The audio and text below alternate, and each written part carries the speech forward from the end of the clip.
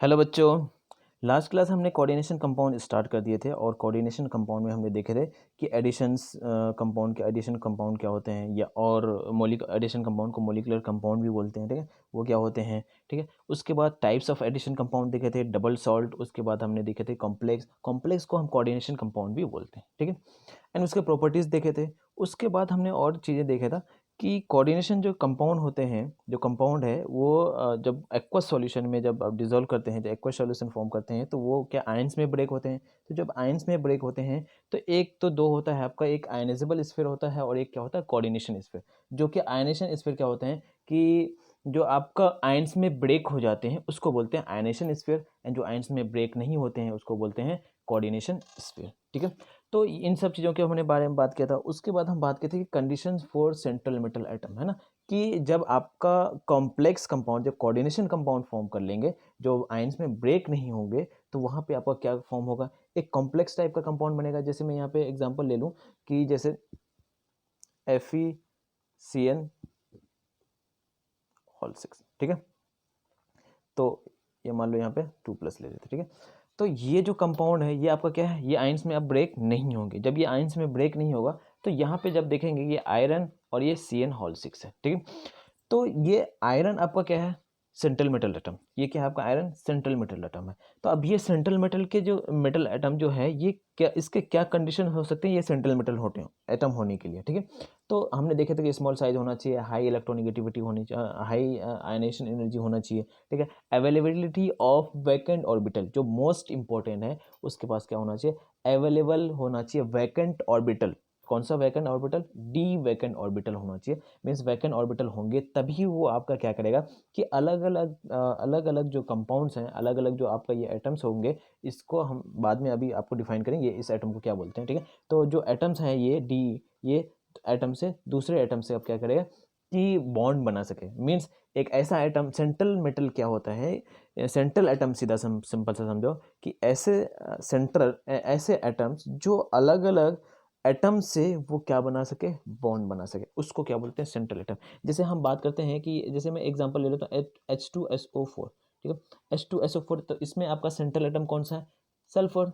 इसमें central atom क्या है, सल्फर, क्योंकि सल्फर जो है ये सारे एटम से कनेक्टेड है। ठीक है, जैसे इसके बाद को यहाँ पे O हो गया, यहाँ पे O हो गया, यहाँ पे O से H कनेक्टेड है यहाँ पे, तो सारे एटम, लघु एटम क्या है आपके अलग अलग एटम से या अलग अलग या सेम टाइप के एटम से आपके कनेक्टेड, इसको बोलते हैं सेंट्रल एटम। इसी तरह से यहाँ पे कोऑर्डिनेशन कंपाउंड में भी क्या होता है, एक सेंट्रल एटम होता है। ठीक है, उसके हमने कंडीशन आपको बता दी।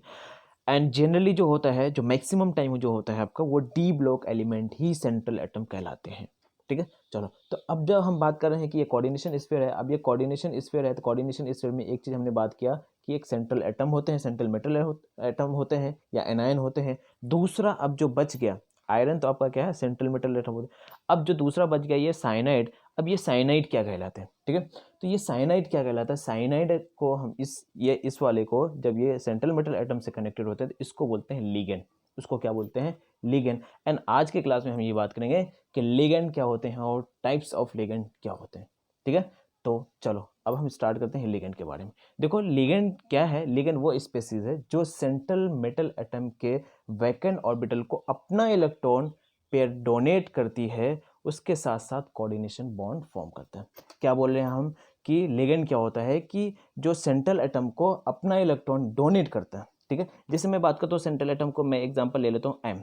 कोई मेटल है आपका एम है। ठीक है, कोई लिगेंड, कोई एटम ले लो, मान लो वो क्या है आपका, कोई एटम ले लेते हैं लिगेंड यहाँ पे। ठीक है, इस पे लॉन पे इलेक्ट्रॉन है। अब जिसके पास लॉन पे इलेक्ट्रॉन होगा वही तो इलेक्ट्रॉन डोनेट करेंगे। क्लियर है, वही इलेक्ट्रॉन क्या करेगा, डोनेट कर। अब मैंने आपको क्या बताया है कि सेंट्रल मेटल होने के लिए इसके पास क्या होना चाहिए, अवेलेबिलिटी ऑफ वैकेंट ऑर्बिटल। तो इसके पास क्या है आपका वैकेंट ऑर्बिटल है। अब ये वैकेंट ऑर्बिटल है और इसके पास दूसरे के पास लिगेंड, इस वाले एल के पास क्या है आपका लॉन पे इलेक्ट्रॉन है। तो ये लॉन पे इलेक्ट्रॉन है तो ये क्या करेगा, ये इस लॉन पे इलेक्ट्रॉन को यहाँ पे ट्रांसफर कर देगा। ठीक है, तो वैकेंट ऑर्बिटल है तो इसके बीच में आपका क्या बनेगा, एक कोऑर्डिनेशन बॉन्ड बन जाएंगे। ठीक है, तो एम एंड एल के बीच में आपका क्या बनेगा, एक कोऑर्डिनेशन बॉन्ड बन जाएगा। ठीक है, तो ये कोऑर्डिनेशन बॉन्ड बन गए तो इसमें से जो आपका एल हो गया, जो इलेक्ट्रॉन पेयर को डोनेट किया है सेंट्रल एटम को, इसको बोलते हैं लिगेंड। इसको बोलते हैं लिगेंड्स। एंड ये क्या हो गया आपका M क्या हो गया यहाँ पे सेंट्रल एटम हो गया। ठीक है, ये क्लियर हो गया। अब देखो यहाँ पे एक चीज़ें हम आपको और बताना चाहेंगे कि लिगेंड जो है, लिगेंड इलेक्ट्रॉन पेयर को क्या कर रहा है, डोनेट कर रहा है, इलेक्ट्रॉन पेयर को डोनेट कर रहा है। जब इलेक्ट्रॉन पेयर को डोनेट करता है तो बताइए कि वो लुईस एसिड होते हैं या लुईस बेस? एकदम सही है, क्या होते हैं आपके, जो इलेक्ट्रॉन पेयर को डोनेट करता है वो लुईस बेस होता है, जो इलेक्ट्रॉन पेयर को एक्सेप्ट करता है वो क्या होता है, लुईस एसिड। तो मीन्स कहने का मतलब ये जो मेटल है, ये मेटल जो हो जाएगी, इसके पास वैकेंट ऑर्बिटल है, तो वैकेंट ऑर्बिटल है तो ये क्या होगा आपका लुईस एसिड होगा। और यहाँ पे जो एल है, जो लिगेंड होंगे, ये लिगेंड होगा जो होगा ये क्या होगा आपका लुईस बेस होगा। ये क्या कर रहा है, इलेक्ट्रॉन पेयर को डोनेट कर रहा है। एक चीज़ समझ में आ गई, ठीक है। तो मैं यहाँ पे एक चीज़ और बोल सकता हूँ कि ये तो इलेक्ट्रॉन पेयर डोनेट जो कर रहा है ना, कोऑर्डिनेशन बॉन्ड फॉर्म करे, तो उसको बोलते हैं लिगेंड। एंड इनमें से अगर आप एक और चीज़ देखें, इस कॉम्प्लेक्स कंपाउंड में बेसिकली क्या हो रहा है कि लुईस बेस का एक इंट्रैक्शन हो रहा है। क्या हो रहा है आपका, लुईस बेस का क्या हो रहा है यहाँ पे इंट्रैक्शन हो रहा है। ठीक है, चलो तो अब हम यहाँ पे बात करते हैं डेफिनेशन वगैरह के हम बारे में देख लेते हैं कि लिगेंड्स क्या है। तो लिगेंड यहाँ पे स्पेसीज, यहाँ स्पेसीज में है ना, आप ब्रैकेट में लिख लो ना, एटम्स भी हो सकते हैं वो, और आपका क्या हो सकता है, मॉलिक्यूल्स भी हो सकते हैं। ठीक है, तो स्पेसीज ब्रैकेट में लिख लो, ब्रैकेट में लिख लिए क्या, एटम्स और मॉलिक्यूल्स है। Species which donate their electron pair to vacant orbital.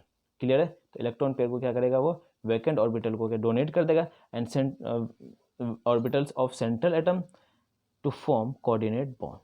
Clear, coordinate bond, ये सारी चीज़ें हमने आपको केमिकल बॉन्डिंग में बता दिया था, इसलिए मैं आपको वहीं पे बताया था कि ये जो केमिकल बॉन्डिंग है ये बहुत ही इंपॉर्टेंट है ना। आगे जितने भी मैं इनऑर्गेनिक केमिस्ट्री पढ़ा, इनऑर्गेनिक केमिस्ट्री में हम जितने भी चीज़ें हम पढ़ेंगे वो लगभग कोऑर्डिनेशन कंपाउंड का हर जगह यूज़ होगा, तो इसलिए है ना, तो ध्यान रखिए। आगे हम और भी चीज़ें हम देखेंगे, ठीक है। चलो, जैसे आपका हाइड्रोजन बॉन्ड के बारे में बात करेंगे, और भी चीज़ें आएंगे जो हम क्या बोलते हैं उसको, जैसे स्ट्रक्चर हो गया, ज्योमेट्री वगैरह हो गए, तो उनके बारे में भी हम कोऑर्डिनेशन कंपाउंड में पढ़ेंगे। तो ये चीज़ें आपको आनी चाहिए थोड़ी थोड़ी, ठीक है, केमिकल बॉन्डिंग।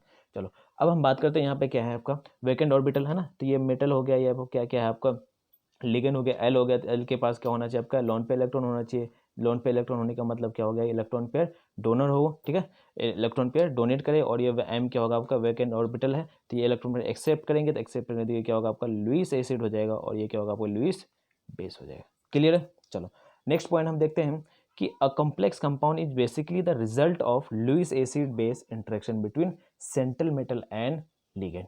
क्लियर है, तो ये चीज़ें लुईस एसिड बेस है ना, interaction between Lewis acid base, ठीक है, किसके किसके बीच में, आपका central atom, central metal atom और लिगेंड के बीच में, ठीक है।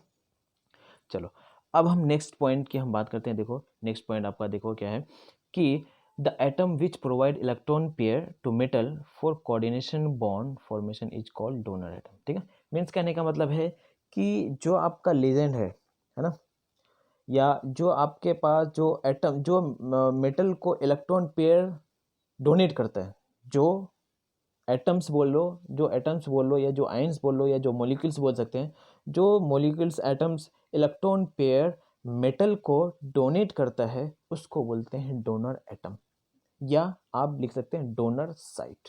क्लियर है, तो डोनर साइट क्या हुए कि जो भी लिगेंड है ना, जो भी एटम्स है या जो भी मॉलिक्यूल्स है, उस मॉलिक्यूल्स में जो एक एटम, जो एटम इलेक्ट्रॉन पेयर को डोनेट करता है उसको बोलते हैं डोनर एटम। ऐसा नहीं है अब यहाँ पे कि ये जो, जैसे मैं यहाँ पे एग्जांपल लें, ठीक है ना, एग्जांपल लेके हम आपको बताते हैं, ठीक है, यहाँ पे एग्जांपल ले लेते हैं हम, ठीक है। जैसे देखो यहाँ पे क्या है आपका कॉपर है, ठीक है, CuNH3 होल 4, ठीक है, तो CuNH3 होल 4 है तो उसको हम नहीं लिखते। अब देखो यहाँ पे मैं इसका स्ट्रक्चर बनाता हूँ, जैसे NH3, यहाँ पे क्या है NH3, यहाँ भी NH3 और ये NH3, ठीक है, NH3। अब नाइट्रोजन के पास क्या है, लॉन पे इलेक्ट्रॉन है, यहाँ पे नाइट्रोजन के पास लॉन पे इलेक्ट्रॉन, ठीक है। अब ये लॉन पे इलेक्ट्रॉन है तो ये क्या करेगा आपका डोनेट करेगा, ये भी आपका डोनेट करेगा, ये भी। तो यहाँ पे कहीं ना कहीं आपका क्या बनेगा, कोऑर्डिनेशन बॉन्ड बनेंगे, ठीक है। कॉपर एंड नाइट्रोजन के बीच में क्या बना आपका, कॉपर एंड नाइट्रोजन के बीच में आपका क्या बना, कोऑर्डिनेशन बॉन्ड बने। अब देखो यहाँ पे कॉपर तो आपका क्या हो गया, सेंट्रल मेटल एटम, ठीक है। NH3 क्या हो गया आपका लिगेंड, NH3 क्या हो गया यहाँ पे आपका लिगेंड हो गया। अब जो NH3 लिगेंड हो गया, एक मिनट, NH3 क्या हो गया आपका, लिगेंड हो गया।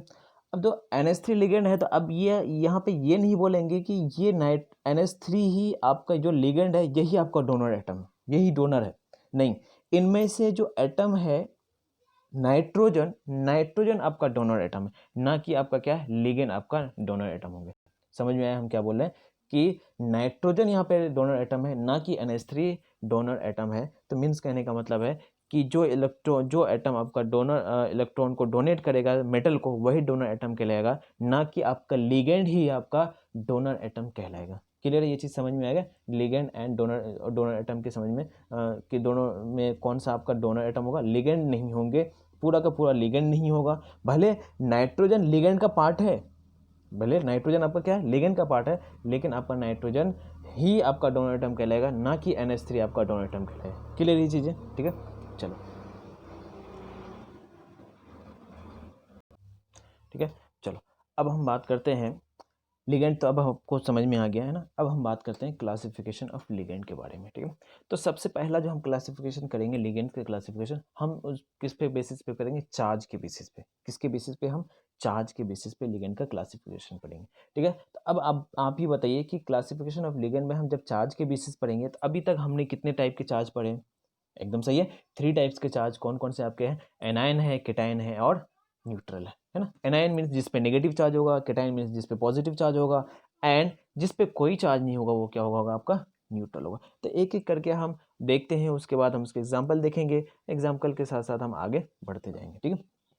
एंड दूसरा चीज़ ये, हम जो आगे ये जो धीरे धीरे हम पढ़ रहे हैं लिगेंड के बारे में, है ना, ये सब चीज़ें जो पढ़ रहे हैं ये हम आगे के लिए कर रहे हैं, क्योंकि जब हम बड़े बड़े जो कंपाउंड होंगे, कंपाउंड कहने का मतलब है जैसे मान लो कि क्या अभी आपने पढ़ा था, क्या कौन सा वाला, FeCN6 K4 FeCN6, है ना, ये सब चीज़ें हमने पढ़े थे। तो इसके नेम क्या है ना, कोऑर्डिनेशन कंपाउंड जो पढ़ रहे हैं इसके नेमिंग के बारे में हम जानेंगे, ठीक है। कि मान लो यहाँ पे K4 FeCN6 है, ठीक है। तो इसके नेम क्या है एक्चुअल में, जैसे मैं NaCl की बात करता हूँ तो ये NaCl, तो सर ये तो बता रहे हैं कि ये भी सॉल्ट है, ये जो सॉल्ट है तो इसके सोडियम क्लोराइड के नेम, इसके नेम क्या है, सोडियम क्लोराइड। लेकिन इसमें नेमिंग क्या हो सकते हैं, इसका नेमिंग तो अभी तक हमें पता ही नहीं। तो बड़े बड़े कंपाउंड, बहुत सारे कंपाउंड है, तो इसके नेमिंग के बारे में हम आपको आगे बताएंगे कि क्या नेमिंग हो सकते हैं, ठीक है। तो एक चीज़ तो आपको समझ में आ गया, ये आयनेशन स्फीयर हो गया, ये क्या हो गया आपका सेंट्रल मेटल एटम हो गया, यह आपका क्या हो गया, क्या हो गया, ठीक है, लिगेंड होगा। अब देखो लिगेंड के हम टाइप पढ़ रहे हैं, तो पहला लिगेंड का टाइप क्या है, एनायनिक लिगेंड हम बात करते हैं, ठीक है। 3 टाइप्स हैं on the basis of charge. तो क्या है आपका एनायनिक लिगेंड, तो एनायनिक लिगेंड क्या है आपका, जिस पे आपका क्या होगा, आपका नेगेटिव चार्ज होगा, जिस पे आपका नेगेटिव चार्ज, तो आपको बताने की जरूरत नहीं है, नेगेटिव चार्ज जिस पे होगा वो एनायनिक लिगेंड होगा, आप देखते ही बता सकते हैं। जैसे एग्जाम्पल ले लेते हैं, वैसे मान लो यहाँ पे क्या है, OH- ले लेते हैं, ठीक है। उसी तरह से मान लो कि Cl- ले लेते हैं, ठीक है, F- ले लेते हैं। ये सारे जो होंगे आपका क्या होगा, ये आपका एनायनिक लिगेंड होंगे। ये क्या होगा आपका एनायनिक लिगेंड होगा। जैसे O2- हो गया, ये सब आपके लिए एनायनिक लिगेंड हो गया। जैसे आपका SO3 2- हो गया, ये सारे आपके क्या एनायनिक लिगेंड होगा। इसके डेफिनेशन को आपको बताने की हमें ज़रूरत नहीं पड़ेगी, ठीक है। चलो आई थिंक अब देखो यहाँ पे क्या आपको आपको जो नेम मेन चीज़ है, हमको आपको क्या बताना है कि जो एनायनिक लिगेंड है, जिसके एनायनिक लिगेंड है, जैसे मान लो ये OH- है, तो OH- का नाम क्या है बताइए, हाइड्रोक्साइड। क्या है आपका नाम यहाँ पे, हाइड्रोक्साइड। क्या होगा, हाइड्रोक्साइड, DE हो गया। अब देखो हाइड्रोक्साइड है तो लास्ट में इसका क्या आ रहा है, E। तो एनायनिक लिगेंड में जब हम नेमिंग लिखते हैं, जब नेमिंग करते हैं एनायनिक लिगेंड में, तो E को रिप्लेस कर देते हैं किससे, O से। क्या बोल रहे हैं हम कि जो एनायनिक लिगेंड होंगे, एनायनिक लिगेंड में जो जी जो नेमिंग में E आ रहा है, उस E को हम रिप्लेस करते हैं O से। तो मीन्स कहने का मतलब ये है कि यह हाइड्रोक्साइड है, तो ये हाइड्रोक्साइड नहीं कहलाएगा, ये हाइड्रोक्साइडो कहलाएगा। क्या कहलाएगा, ये आपका हाइड्रोक्साइडो, ठीक है। इसी तरह से एग्जांपल अगर मैं बात करूं, जैसे मान लो आपके पास क्या है आपका F- है, ठीक है, ये एनायनिक लिगेंड है। तो इसका जो नेम हो गया, जो आपका सिंपल नेम या जनरल नेम या नॉर्मल नेम जो भी होते हैं, इसका नेम क्या कहलाएंगे आपका, फ्लोराइड। क्या होगा ये आपका, फ्लोराइड। लेकिन जब मैं इसको कोऑर्डिनेशन कंपाउंड में जब हम इसका नेमिंग करेंगे, तो इसका नेम क्या हो जाए आपका, फ्लोराइडो, FLOURIDO। ई को हम रिप्लेस कर देते हैं किससे, ओ से, फिर है ना, कोऑर्डिनेशन कंपाउंड में। तो क्लियर है। इसी तरह से अगर फ्लोराइड है तो फ्लोराइडो हो जाएगा, क्लोराइड है तो क्लोराइडो हो जाएगा, ब्रोमाइड है तो ब्रोमाइडो, एंड आयोडाइड है तो आयोडाइडो हो जाएगा। ठीक है। इसी तरह से ऑक्साइड है तो ऑक्साइडो हो जाएगा, पर ऑक्साइड है तो पर ऑक्साइडो हो जाएगा। क्लियर है, चीज़ें समझ में आई कि एनायनिक लीनियर में हम क्या करते हैं, ई को रिप्लेस करके हम ओ, ई ई ई को क्या करते हैं, रिप्लेस करते हैं। ई इज रिप्लेस्ड बाई क्या होता है आपका, ओ। एग्जाम्पल आई डी ई, जहाँ पे आई डी ई है, आई टी ई है, या ए टी ई है। ठीक है, यही हो सकते हैं एनायनिक में। तो इज बिकम आइडो, आइटो, एटो, है ना, रेस्पेक्टिवली। चलो, तो हम इसके एग्जाम्पल के बारे में बात करते हैं। सारे एग्जाम्पल आपको लिखने हैं। ठीक है, ये जो है आपके, ठीक है, पहला एग्जाम्पल आपका क्या है, ओ एच माइनस है, तो जो आपको बता दिया हाइड्रोक्साइड एंड हाइड्रोक्साइडो। ठीक है, ठीक है, सिंपल नेम। ठीक है, उसके बाद नेमिंग है, तो सिंपल नेम हाइड्रोक्साइड मैंने 2 के लिखे हैं, बाकी के नहीं लिखे, तो बाकी लिखने की जरूरत नहीं है आपको, ऑटोमेटिकली ये सब चीज़ें बारे में आपको पता है। तो ओ एच माइनस है तो हाइड्रोक्साइड हो गया, तो हाइड्रोक्साइडो हो गया। फ्लोराइड है तो फ्लोराइडो हो जाएगा, क्लोराइड है तो क्लोराइडो, ब्रोमाइडो, आयोडाइडो। अब देखो यहाँ पे ऑक्साइड, O2 माइनस आ गया है ना, O2 माइनस होगा तो क्या, ऑक्साइड है तो ऑक्साइडो हो जाएगा। अब तो O2 2 माइनस हो जाएंगे, ये पर ऑक्साइडो हो जाएगा। नाइट्राइड है तो नाइट्राइडो हो जाएगा, सल्फाइड है तो सल्फाइडो हो जाएगा। SO3, इसको आपको ध्यान रखना है कि SO3 एंड H2 माइनस, ये क्या है आपका, सल्फाइड है, ये क्या आपका सल्फाइड है। DE, IDE है तो यहाँ पे O हो जाएगा। ठीक है, IDO हो जाएगा। अब ये SO3 है तो ये SO3 का सल्फाइट है, ITE है, तो ये क्या होगा, सल्फाइटो हो जाएगा। ठीक है, अब देखो यहाँ पे एक इंपॉर्टेंट है, क्या इंपॉर्टेंट है आपका, NO2 माइनस क्या हो सकते हैं सर। देखो यहाँ पे NO2 माइनस में क्या है आपका कि 2 डोनर एटम है। क्या एटम है, 2 डोनर एटम। यहाँ पे ऑक्सीजन भी डोनर एटम है और नाइट्रोजन के पास भी लॉन पेयर इलेक्ट्रॉन है। ठीक है, ऑक्सीजन भी एंड नाइट्रोजन भी दोनों डोनर इलेक्ट्रॉन है। ठीक है, दोनों ही डोनर एटम है। क्लियर। ठीक है, तो डोनर एटम है, तो इसके नेमिंग के लिए तब हम क्या करेंगे, ये लिख, मतलब इस टाइप से लिखा रहेगा, आपको समझ में आ जाएगा कि इसमें डोनर एटम क्या है। ठीक है, अगर NO2 माइनस इस तरह से लिखा हुआ है तो इसमें जो डोनर एटम है वो आपका क्या है, डोनर एटम नाइट्रोजन। इसका जो डोनर एटम क्या होगा आपका, नाइट्रोजन है। तो नाइट्रोजन है तो इसका जो नेमिंग होना चाहिए था क्या होगा आपका, एन नाइट्राइटो, एन नाइट्राइटो। लेकिन इसके नेमिंग ऐसे नहीं होते, नाइट्राइटो एन नाइट्रोटो नहीं होता, यहाँ पे लिखते हैं नाइट्रो। क्या होता है इसका नेम, नाइट्रो होता है। अब उसी तरह से अब यहाँ पे तो नाइट्रोजन डोनर एटम है सर, ऑक्सीजन डोनर एटम हुआ तो क्या होगा, अगर इस तरह से लिखा रहे तो ये आपका इसका मतलब हो गया कि आपका ऑक्सीजन डोनर एटम है। तो जब ऑक्सीजन डोनर एटम है तो इसका मतलब सर कि ओ नाइट्राइटो होना चाहिए, ओ नाइट्राइटो होना चाहिए, लेकिन ये ओ नाइट्रोटो नहीं, नाइट्राइटो होते हैं। ठीक है, NITRITO।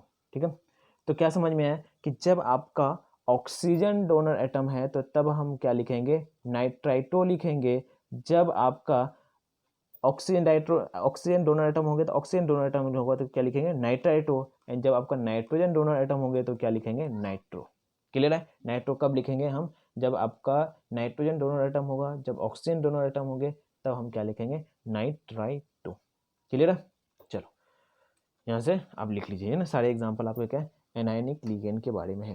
चलो, अब हम नेक्स्ट बात करते हैं न्यूट्रल लिगेंड के बारे में, न्यूट्रल एटम नहीं, न्यूट्रल लिगेंड के बारे में, जो आपका लिगेंड क्या है, सेंट्रल मेटल से कनेक्टेड होंगे। ठीक है, तो इसके जो स्पेशल केस है, स्पेशल एक तरह से केस क्या होगा, स्पेशल नेम ही बोल सकते हैं। ठीक है, जैसे बात करो H2O, तो H2O का क्या नेम होगा, एक्वा। ठीक है, N2 नाइट्रोजन जो हम बोलते थे उसको हम क्या बोलेंगे, डाइनाइट्रोजन। O2 क्या होगा, डाइऑक्सीजन। एंड NH2 N2H4, सीधा सिंपल सी बात है, इसका नेम क्या है, हाइड्रोजन।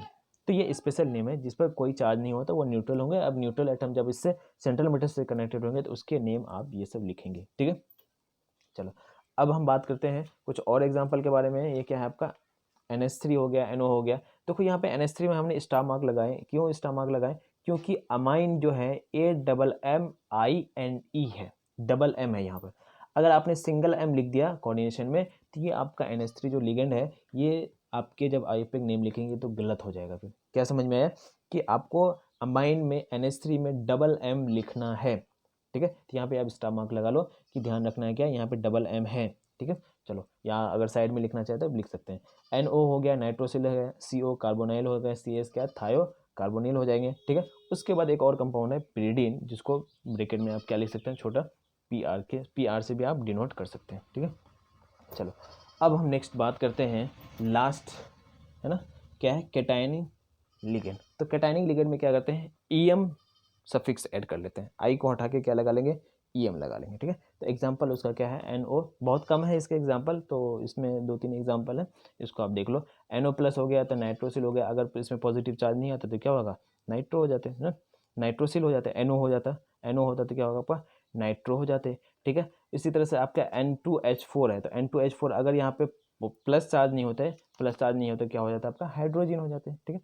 तो ये इस तरह से आप लिखे, हाइड्रोजन NO2 प्लस हो गया तो नाइट्रोनियम हो जाएंगे, हाइड्रोजीनियम एंड नाइट्रोसिलियम, उसके बाद क्या है आपका, नाइट्रोनियम, ठीक है। तो IEM लगा लीजिए, ठीक है, कैटायनिक लिगेंड के बारे में। चलो अब हम बात करते हैं कोऑर्डिनेशन नंबर के बारे में, ठीक है। देखो कोऑर्डिनेशन नंबर हम कहीं ना कहीं सॉलिड स्टेट में हमने आपको पढ़ा दिया है, सारे बैचेस में हमने पढ़ा दिया है कोऑर्डिनेशन नंबर, है ना, इसमें आपको। अब देखो कोऑर्डिनेशन नंबर क्या है कि ऐसे एटम जो डायरेक्टली, है ना, किसी दूसरे एटम से कनेक्टेड होते हैं, ठीक है।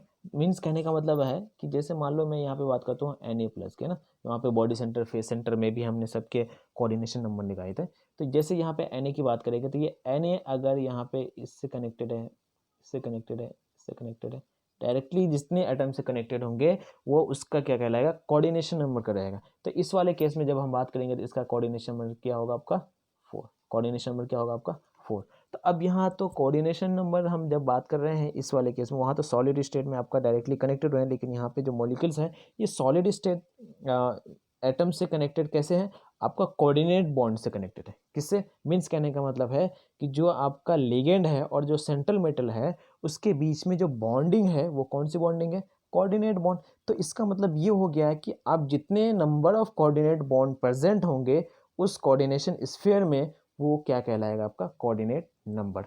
क्लियर है, मीन्स आप coordinate number calculate, coordination compound अगर आपको कैलकुलेट करना है तो नंबर ऑफ क्या कैलकुलेट कर लो, कोऑर्डिनेट बॉन्ड कैलकुलेट कर लीजिए, वो क्या हो जाएंगे आपके सेंट्रल एटम। अब देखो मैं यहाँ पे एक चीज़ और बताना चाहूँगा आपको, यहाँ पे क्या, जैसे यहाँ पे बात कर लो, यहाँ के आपके क्या है, मेटल है, ये आपका क्या है, लिगेंड है, ठीक है, ये आपका मेटल है, ठीक है, ये कोऑर्डिनेट बॉन्ड से कनेक्टेड हो गए, L और ये आपका क्या होगा, ठीक है।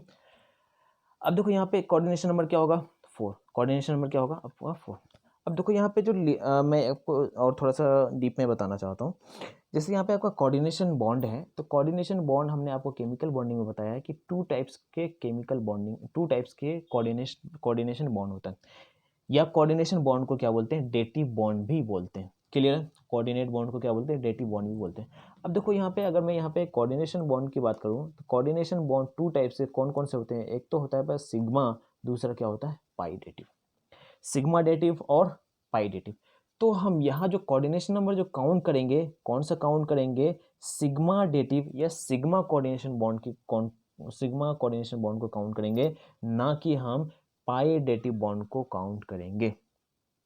क्लियर है, ठीक है। तो चलो, तो कोऑर्डिनेशन नंबर हम बेसिकली हम क्या सीखे कि सेंट्रल मेटल जो है लिगेंड के साथ जितने कोऑर्डिनेशन बॉन्ड बनाएंगे या जितने कोऑर्डिनेशन बॉन्ड से कनेक्टेड होंगे वो उसका क्या होगा, कोऑर्डिनेशन नंबर कहलाएगा। और यहाँ पे जो है जो सिग्मा कोऑर्डिनेशन बॉन्ड की बात हो रही है वो कौन से कोऑर्डिनेशन बॉन्ड की बात हो रही है, सिग्मा कोऑर्डिनेशन बॉन्ड या सिग्मा डेटिव बॉन्ड की बात हो रही है। क्लियर है, चलो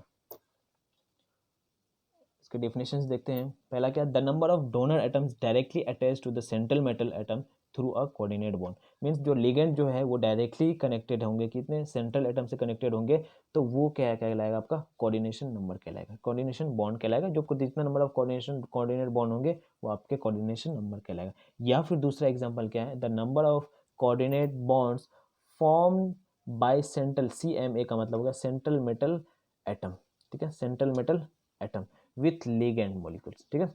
जो आपके सेंट्रल मेटल एटम है वो लिगेंड मॉलिक्यूल से जो कनेक्टेड है कोऑर्डिनेट बॉन्ड से, वही क्या कहलाए यहाँ पे, कोऑर्डिनेशन नंबर। तो यहाँ पे आपका क्या, डेटिव बॉन्ड हो गए। तो डेटिव बॉन्ड क्या आपको समझ में आ गया, यहाँ पे आपका क्या होगा, सिग्मा होगा और दूसरा क्या होगा, पाई। तो पाई को कैलकुलेट नहीं करना है आपको, किसको करना है, सिग्मा को कैलकुलेट। अगर आप यहाँ पे नीचे डैश लगा के लिखना चाहें तो सिग्मा डेटिव होगा ये, और एक क्या है, पाई डेटिव। तो सिग्मा डेटिव को आपको लिखना है, सिग्मा डेटिव को काउंट करने हैं, पाई डेटिव को कैसे काउंट नहीं करने, ऐसे लिख लो नीचे, है ना। चलो अब हम बात करेंगे कि कुछ क्वेश्चन कुछ लिख लेते हैं क्वेश्चन, उसके बारे में हम कि कोऑर्डिनेशन नंबर क्या हो सकता है वो चीज़ें हम देखते हैं, ठीक है। जैसे यहाँ पे क्या है CONH3 होल 4 या क्या फाइंड कोऑर्डिनेशन नंबर, तो कोऑर्डिनेशन नंबर क्या होगा वो उनके बारे में देखो। तो कोऑर्डिनेशन नंबर देखिए CONH3 होल 4 C2 है, ठीक है। तो यहाँ पे आप बताइए कि कोऑर्डिनेशन नंबर किसको हम कैलकुलेट कहाँ पे क्या कैलकुलेट करेंगे, कैसे कैलकुलेट करेंगे, जो आपका कोऑर्डिनेशन स्फीयर में होगा। तो कोऑर्डिनेशन स्फीयर में कितने हैं आपका NH3, यहाँ पे कितना है 4, तो NH3 कितने हैं 4, तो इसका मतलब 4 तो डायरेक्टली कनेक्टेड होंगे, और Cl2 कोऑर्डिनेशन स्फीयर में आपका क्या है 2 क्लोरीन है। तो टोटल जो आपका लिगेंड है यहाँ पे कितने हैं 6 है, और ये 6 है, 6 के 6 डायरेक्टली कनेक्टेड होंगे, तो जो आपका कोऑर्डिनेशन नंबर है वो कितना होगा आपका 6। तो 6 कोऑर्डिनेशन नंबर हो गए। उसी तरह सेकंड वाले एग्जांपल, इसमें आपको बताने की ज़रूरत नहीं है, इसका भी कोऑर्डिनेशन नंबर कितना होगा आपका 6 होगा। क्लियर है। चलो, तो Na ये कोऑर्डिनेशन स्फीयर को देखो, कोऑर्डिनेशन स्फीयर में जो आपका सेंट्रल एटम है क्या है Ag है सेंट्रल एटम, तो CN2 क्या साइनाइड है, तो ये कितने हैं आपके 2, तो 2 हैं, तो इसका जो कोऑर्डिनेशन नंबर होगा आपका 2। अब ये देखो क्या है कि अब भी ये मैं आगे आपको बताऊंगा कि अगर मान लो यहाँ पे CN2 है या फिर और भी कोऑर्डिनेशन नंबर आ जाएंगे, तो उस वाले कंडीशन में कोऑर्डिनेशन नंबर में कि क्या वो कितने कोऑर्डिनेट बॉन्ड बनाएंगे वो हम आगे बताएंगे हम आपको, ठीक है। ठीक है, अब ये चीज़ समझ में आ गया। एक एग्जांपल और अगर आप लिखना चाहें तो यहाँ पे लिख सकते हैं कि आपका K2, ठीक है, PtCl4, K2 PtCl4। अब देखो यहाँ पे जो आपका स्क्वायर ब्रैकेट में जो कोऑर्डिनेशन स्फीयर में है ये आपका क्या है PtCl4, तो प्लेटिनियम आपका क्या है यहाँ पे, प्लेटिनियम है आपका सेंट्रल मेटल एटम, और Cl4 आपका क्या है लिगेंड है, तो लिगेंड है, तो कितने 4 कोऑर्डिनेट बॉन्ड से कनेक्टेड है डायरेक्टली, तो इसका जो कोऑर्डिनेशन नंबर हो जाएगा आपका 4 हो जाएगा। तो ये भी एग्जांपल आप लिख सकते हैं, 4th नंबर एग्जांपल। क्लियर है। चलो, अब हम नेक्स्ट बात करते हैं।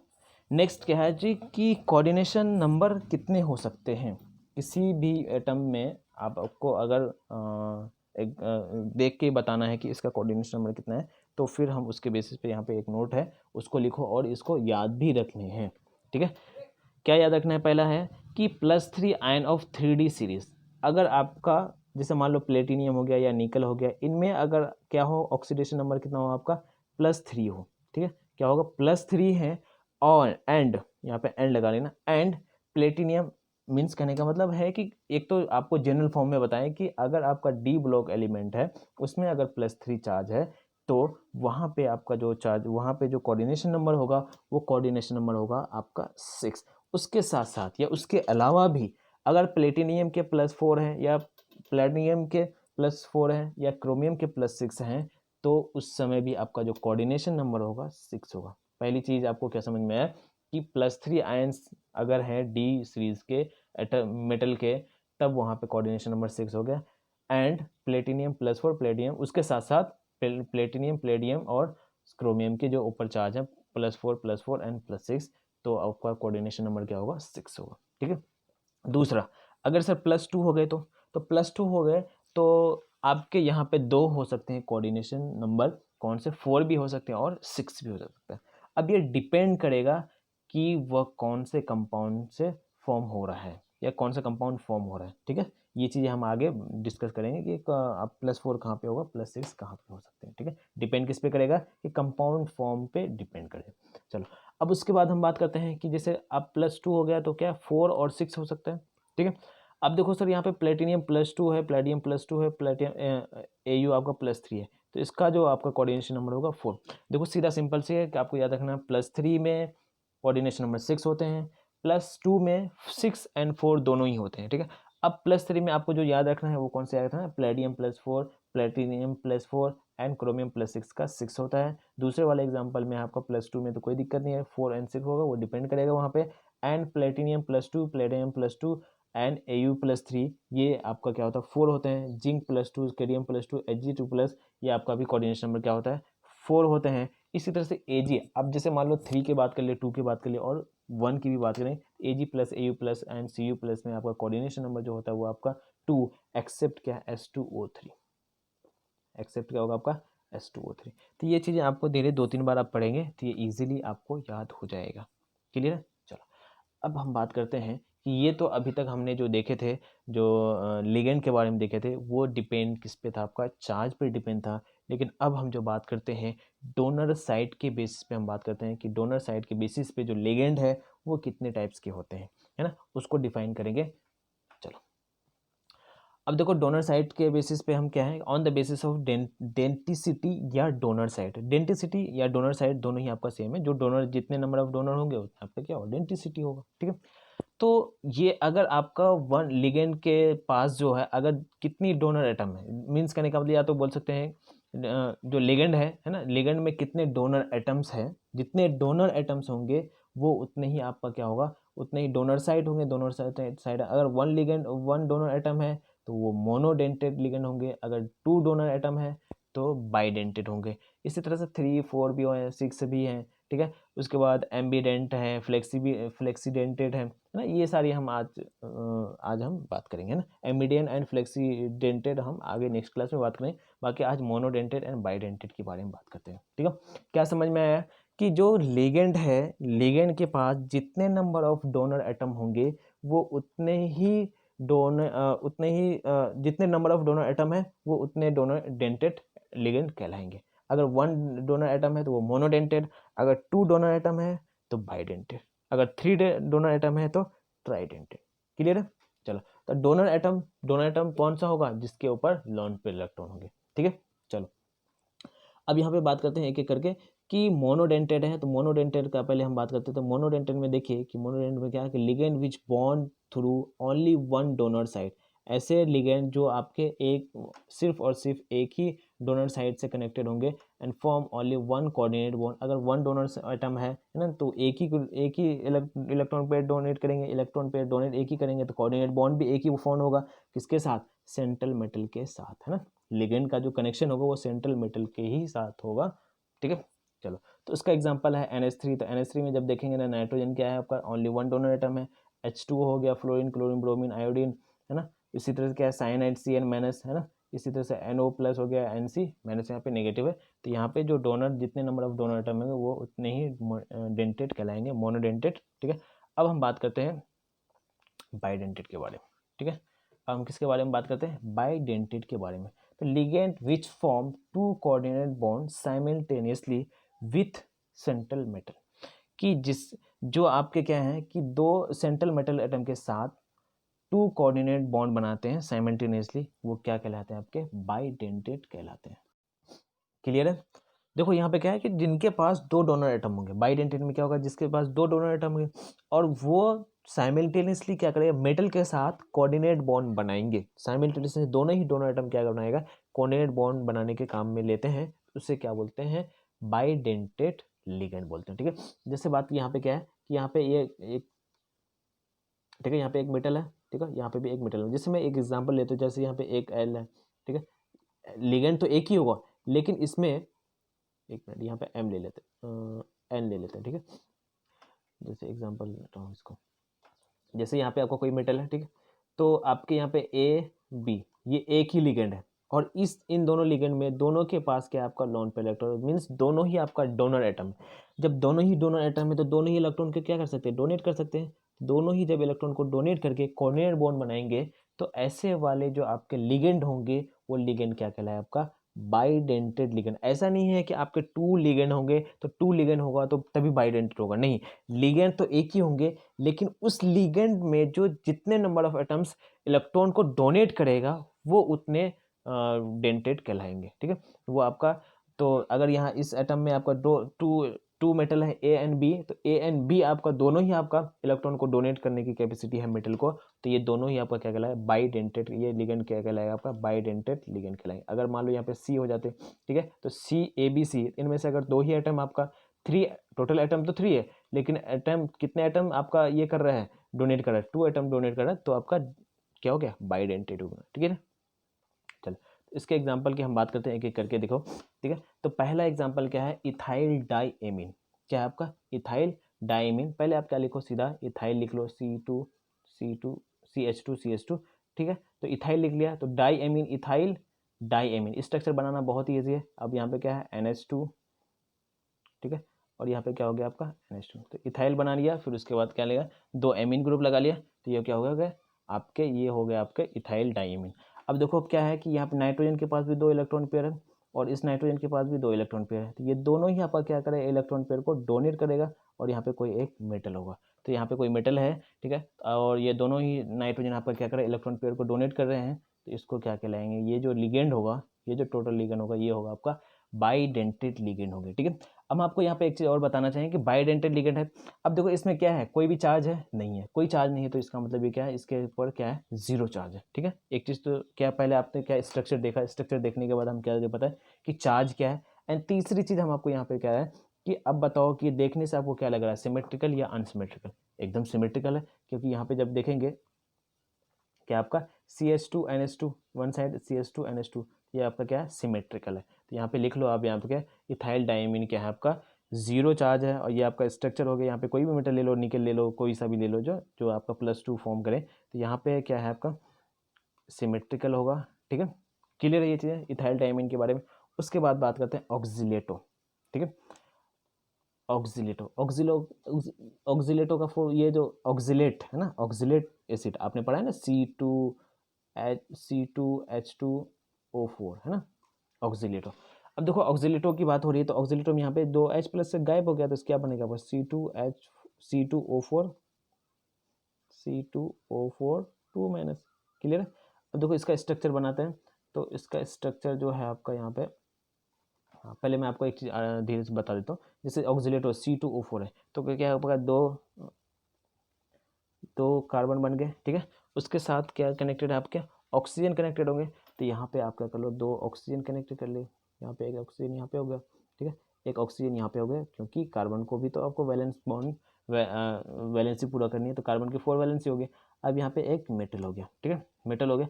अब इसके पास नेगेटिव चार्ज है, तो ये क्या करेगा, इलेक्ट्रॉन को डोनेट करेगा, तो यहाँ पे एक कोऑर्डिनेट बॉन्ड यहाँ पे बॉन्ड फॉर्म कर लेंगे, ठीक है।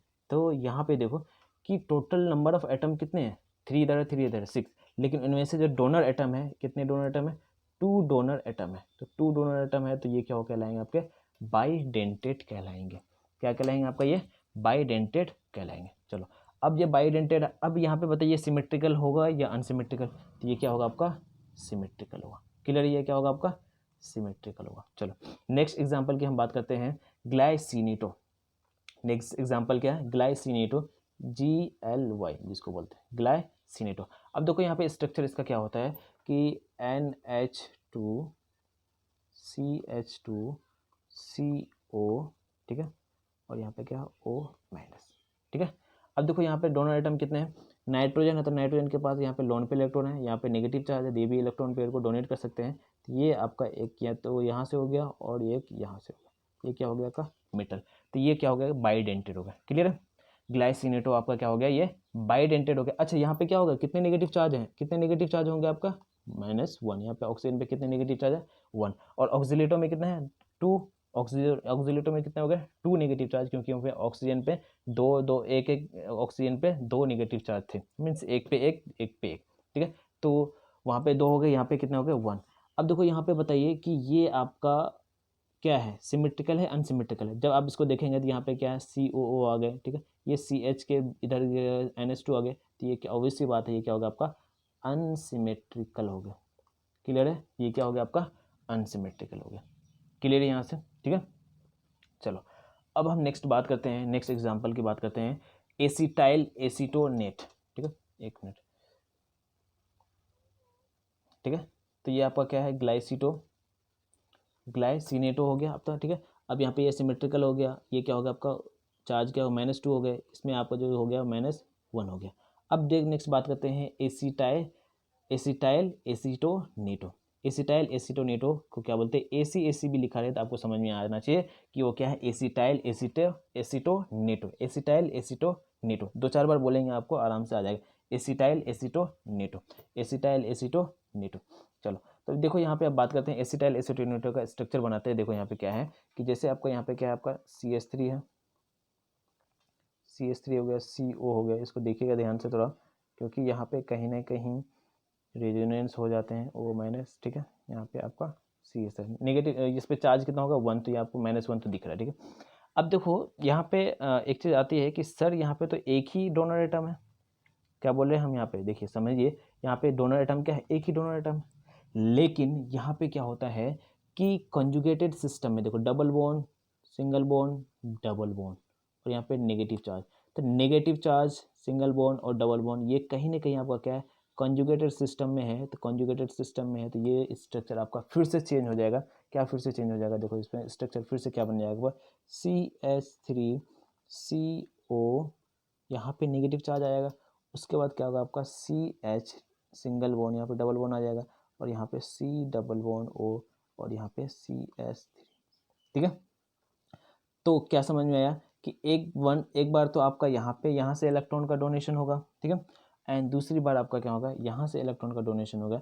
तो इस तरह से आपका जो यहाँ पे डोनर एटम हो गए, ये जो डोनर एटम हो गया इसको क्या बोलें, कितने डोनर एटम हो गए, 2 डोनर एटम हो गए। तो 2 डोनर एटम हो गए, तो यहाँ पे क्या हो गया आपका, ये बाइडेंटेट हो गए।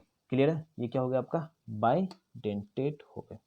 चलो, और एक्चुअली बताइए अब ये बाइडेंटेड है, आप ये सिमेट्रिकल है कि अनसिमेट्रिकल। जब ये बाइडेंटेड है दोनों, एक तो आपका ओ माइनस इधर आएगा, दूसरी बार वो माइनस इधर आएगा, तो ये क्या होगा आपका, सिमेट्रिकल होगा। क्लियर, क्या होगा आपका, ये सिमेट्रिकल होगा। आप इसको लिख लीजिए, ठीक है, सिमेट्रिकल। ठीक है, एसिटाइल एसीटोनेटो। अब देखो नेक्स्ट एक चीज़ और मैं आपको बता दूं, और एक दो मतलब इसके बारे में हम बात कर लेते हैं। एसिटाइल एसीटोनेटो लिख लिया ना आपने, ठीक है। चलो, अब एसिटाइल एसीटोनेटो में ही एक आता है बेंजाइल एसीटोनेटो। एसिटाइल एसीटोनेटो में ही आपका क्या होता है, बेंजाइल एसीटोनेटो। देखो बेंजाइल एसीटोनेटो में देखिए यहाँ पे क्या है, पहले मैं आपको एसिटाइल एसीटोनेटो का जो फॉर्मूला ये है वो चीज़ें मैं आपको लिखता हूँ, देखिए एक सेकेंड।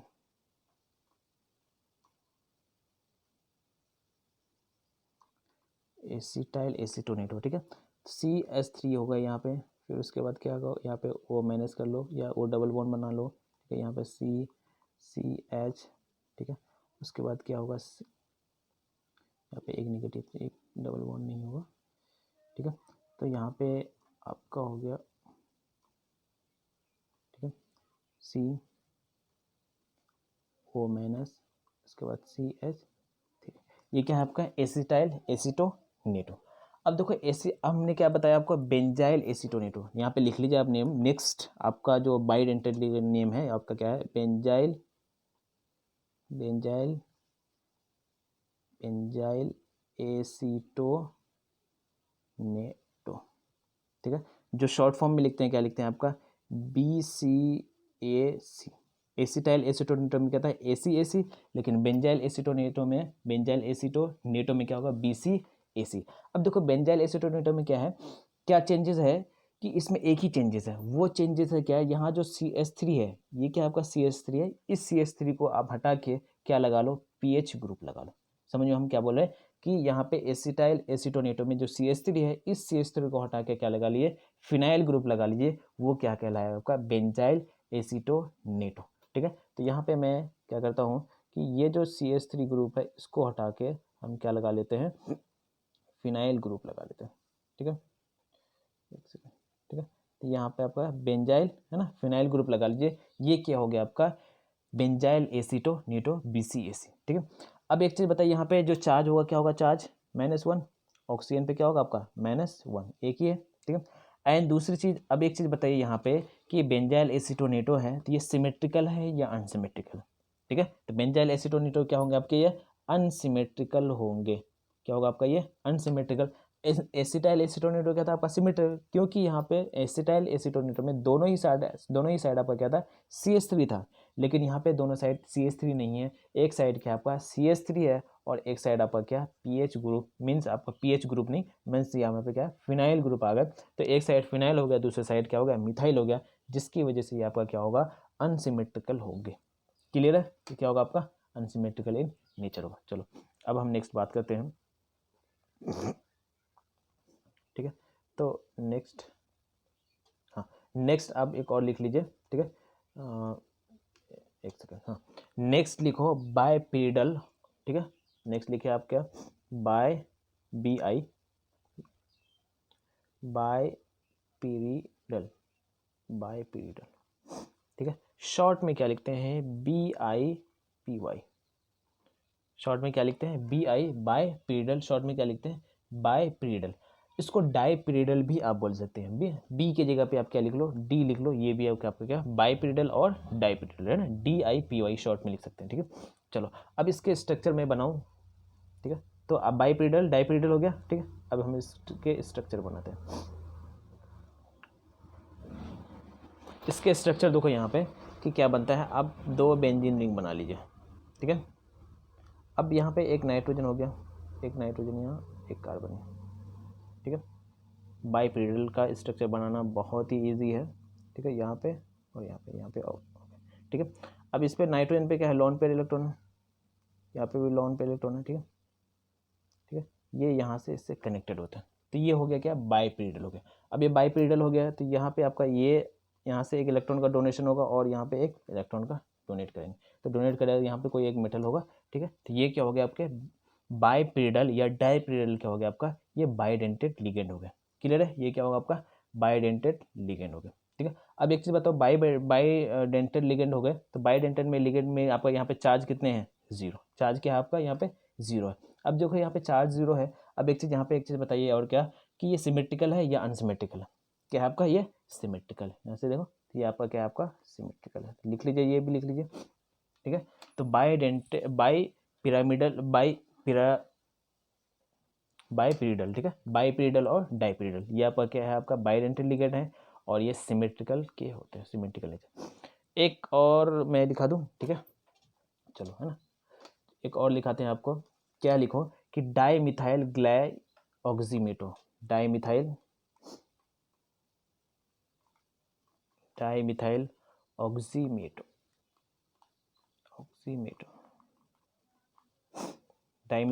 ऑक्सीमेटो, जो शॉर्ट में लिखते हैं DMG, डाईमिथाइल ऑक्सीमेटो, लिख लिया। चलो तो इसके मैं स्ट्रक्चर बनाता हूँ, इसको मुझे हटाना पड़ेगा, ठीक है। देखो डाईमिथाइल ऑक्सीमेटो में क्या है कि जो स्ट्रक्चर बनता है, ये भी स्ट्रक्चर इजी है बनाना, CH3, ठीक है, C, उसके बाद C, उसके बाद क्या होगा आपका यहाँ पे CH3, ठीक है। अब यहाँ पे क्या है, C डबल बॉन्ड N, यहाँ पे आपका क्या है N डबल बॉन्ड, उसके बाद O, उसके बाद क्या है आपका यहाँ पे H, ठीक है। उसके बाद यहाँ पे क्या है आपका O माइनस, ठीक है। तो ये जो है आपका स्ट्रक्चर, ये जो क्या है आपका डाईमिथाइल ग्लाइऑक्सीमेटो, ये जो स्ट्रक्चर हो गया किसका हो गया, डाईमिथाइल ऑक्सीमेटो, DMG, ठीक है। देखो यहाँ पे जो है आपको स्ट्रक्चर बनाने आनी चाहिए, है ना। आप जब तक 2-4 बार नहीं पढ़ेंगे आपको नहीं आएगा बनाना, और आपको करना ही पड़ेगा, है ना। तो इसके स्ट्रक्चर वगैरह हो गए, है ना, क्या फॉर्मूले होंगे। वैसे तो आपको फॉर्मूला, अगर आपको आईयूपैक नेम वगैरह लिखना है तो वो चीज़ आपको दिया हुआ होता है, ठीक है। लेकिन फिर भी हमें नॉलेज के लिए, हमें अच्छे से आने के लिए, हमें पता होने के लिए कि इसमें कौन सा डोनर एटम है, कौन सा डोनर एटम नहीं है, क्या है नहीं है, उसके बारे में। तो अभी हम स्टार्टिंग में बेसिक से स्टार्ट कर रहे हैं, तो बेसिक से स्टार्ट कर रहे हैं, तो आपको इनकी प्रैक्टिस करनी है। अब बताओ आगे, अभी तो कुछ ज़्यादा चीज़ें हमने पढ़ा नहीं रहे, तो हम ये जो डेंटेड लिगेंड के बारे में वगैरह पढ़ा रहे हैं, तो इसके आप रिवीजन क्या करेंगे, इसकी रिवीजन करेंगे, और जो आपका प्रीवियस वगैरह है, तो इसके बारे में 2-4 बार आप जब पढ़ेंगे ना, तो अपने आप दिमाग में आ जाएगा, है ना। और ये बहुत बार रिपीट होगा, तो आपको टेंशन लेने की ज़रूरत नहीं। तो अब एक चीज़ बताइए, इसमें डाईमिथाइल ग्लाइऑक्सीमेटो में जो है आपका चार्ज कितना है, पहला चीज़ आप बताइए कि चार्ज कितना है, -1, चार्ज कितना है आपका -1। अब आप ही बताइए यहाँ पे कि ये सिमेट्रिकल के हैं या अनसिमेट्रिकल के हैं। देखो कि ये जो देखने में जो आपको लग रहा होगा, ये देखने में आपको क्या सिमेट्रिकल नेचर के लग रहे हैं, क्या चीज़ का लग रहा है आपका, सॉरी अनसिमेट्रिकल इन नेचर लग रहा है। देखो यहाँ पे NO है यहाँ पे, लेकिन यहाँ क्या NOH है, तो जिसकी वजह से ये आपको लग रहा है ये अनसिमेट्रिकल है, लेकिन ये क्या होता है आपका सिमेट्रिकल होता है। एक चीज़ तो ये, ठीक है। एंड यहाँ पर आपको ऐसा चीज़ लग रहा होगा, यहाँ पे ऑक्सीजन क्या है आपका डोनर एटम है, यहाँ पे स्टामक लगा लेना, ये लास्ट है इसलिए ये क्या आपको स्टामक लगा लेना, कि यहाँ पे आपको यहाँ पे लग रहा है कि ऑक्सीजन डोनर एटम है, लेकिन यहाँ पे ऑक्सीजन डोनर एटम नहीं है। क्लियर है, एक दो चीज़ें हमने आपको बताया कि ये सिमेट्रिकल, ऐसे देखने में अभी आपको तो उसका सिमेट्रिकल लग रहा है, लेकिन ये सिमेट्रिकल नहीं है। जब आपका कंपाउंड फॉर्म करता है, ये आपका सॉरी, ये देखने में अनसिमेट्रिकल लग रहा है, लेकिन ये अनसिमेट्रिकल नहीं है, ये क्या आपका सिमेट्रिकल है, ठीक है। जब ये कंपाउंड फॉर्म करते हैं तो कहीं ना कहीं एक हाइड्रोजन बॉन्ड फॉर्म होता है, जब हाइड्रोजन बॉन्ड फॉर्म होते हैं तो ये सिमेट्रिकल इन नेचर के हो जाते हैं, ठीक है। तो ये आपको देखने में सिमेट्रिकल अनसिमेट्रिकल लग रहा है, लेकिन ये अनसिमेट्रिकल नहीं है। एक चीज़, दूसरी चीज़ क्या है आपकी, यहाँ पे ऑक्सीजन डोनर एटम दिख रहा है, लेकिन ऑक्सीजन डोनर एटम नहीं है। कौन सा डोनर है आपका, नाइट्रोजन डोनर एटम है, वो मैं अभी आपको बताऊंगा, ठीक है। समझ में आ गई ये चीज़ें, ठीक है। तो इसके कंपाउंड के बारे में मैं आपको बता देता हूँ, एक कंपाउंड, ठीक है। चलो ठीक है, तो यहाँ पे एक स्ट्रक्चर बनाते हैं हम यहाँ पे। क्या है, जैसे मान लो कि Ni कोई मेटल ले ले, है ना, या निकल ही ले लेता है, तो NiDMg, NiDMg ऑल टू, ये आपका क्या है, ये बाइडेंटेड है, ठीक है। तो इसको हटाते हैं, मैं स्ट्रक्चर बनाता हूँ। जैसे आपको मान लो यहाँ पे क्या आपका निकल है, थोड़ा सा ना निकल है, ठीक है। तो यहाँ पे नाइट्रोजन हो जाएंगे, ठीक है। तो नाइट्रोजन के साथ क्या कनेक्टेड है आपका, C कनेक्ट, कार्बन कनेक्टेड, यहाँ पे आपका क्या है CH3 है, ठीक है। यहाँ पे एक कार्बन हो गया, यहाँ पे CH3 हो गया, ठीक है, CH3, ठीक है। और इससे जो कनेक्टेड है एक आपका, सॉरी, एक नाइट्रोजन है यहाँ पे कनेक्टेड, चलो ठीक है। तो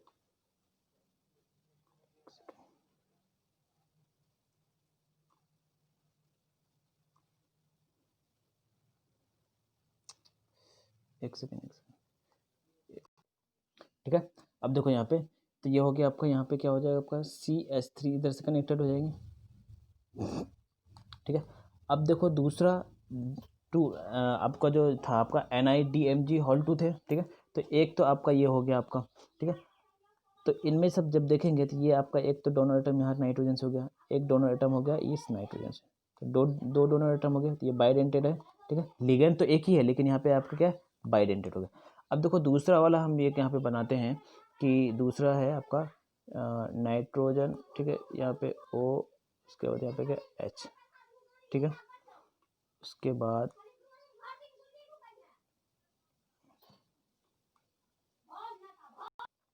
ठीक है। अब देखो यहाँ पे डोनर एटम क्या है, नाइट्रोजन, यहाँ पे क्या है डोनर एटम, यहाँ नाइट्रोजन, यहाँ पे डोनर एटम हो गया, यहाँ पे आपका नाइट्रोजन डोनर एटम, ठीक है।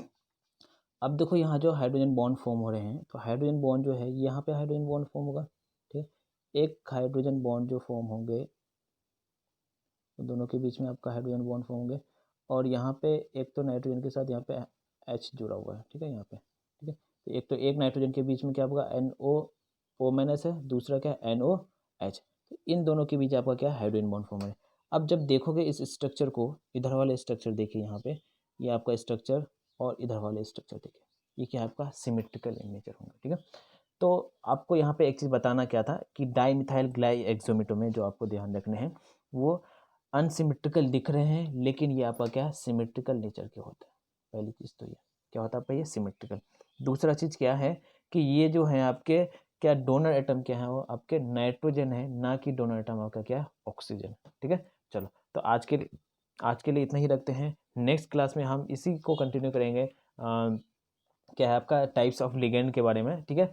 तो अभी तक हमने बाइडेंटेड देखे, फिर अब हम फिर देखेंगे ट्राइडेंटेड, देखेंगे फिर टेट्राडेंटेड, हेक्साडेंटेड देखेंगे, फिर चिलेटिंग के बारे में बात करेंगे, फ्लेक्सिबल डेंटेड के बारे में बात करेंगे, ठीक है। तो ये इन सब चीज़ों के बारे में बात करेंगे, नेक्स्ट क्लास में बात करेंगे, ठीक है। आज के लिए इतना ही रखते हैं। और जितने भी हमने आपको बताए हैं बाइडेंटेड, है ना, बाइडेंटेड बहुत ही इंपॉर्टेंट है, इसको आपको ध्यान रखना है। बाकी आपको एनायंस के जो आपको नेमिंग के बारे में हमने बताया, उनको आपको याद रखना है। बाकी हम नेक्स्ट क्लास में मिलते हैं। अभी तक आप जितना भी आपको पढ़ाया है उसको आप रिवीजन कीजिए। थैंक यू, ठीक है।